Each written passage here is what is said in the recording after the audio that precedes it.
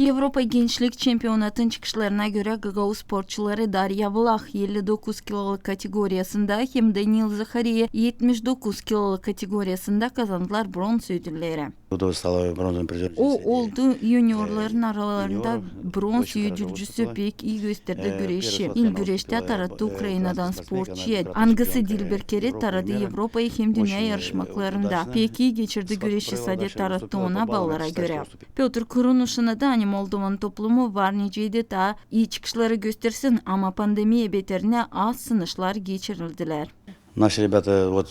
Bizim çocuklarımız şimdi dururlar bu zalda. Bu zalda biz hazırlandık da 4 bayalandan bizim komandadan ikisi kazandılar bronz ödülleri. Ben sayarım hani bu iyi çıkış bizim komanda edini. Ama bakarsaydık bizde lazım da olsun da 2 ödül. Bu yeni az Vasily hem Sasha tarattılar yeni kale sporçulara.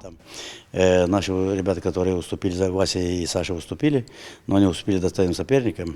Darya Vlah nişanada hani güreşler geçişleri yüksek orada sporçular da kahveydiler. Benim kilo kategorimde vardı çok kız. Ben geçirdim 2 güreşi. Pek zordu ama bu iş için ben her gün yaptım sınışlara. Было очень трудно, но для этого я тренировалась очень много. Каждый день приходила на тренировку. Sen biz Daniil Zakhariya nişanada hani ona dini çempionat geçti yüksek orada da umutlanır gelen ila kalkma daha yüksek piyedestalın basamıyla. Первую схватку вышел с спортсменом. İlk güreşi ben geçirdim Latvia'dan sporçuyla ben onu ilin taradım. İkincide buluştum sporçuyla Gruziyadan o pek kahve hazırlanmıştı. Ben sanırım hani varıncaydı onun ta kahve güreşme. Üçüncüyü geçirdim Bulgarla ben onu taradım. Третью провел уже с спортсменом из Болгарии, где, я его выиграл. Güreşler matta kahvediler hem zordular niçin ki hiçbir sporçu da istemezdi kalma aşağı söylerler sambistler.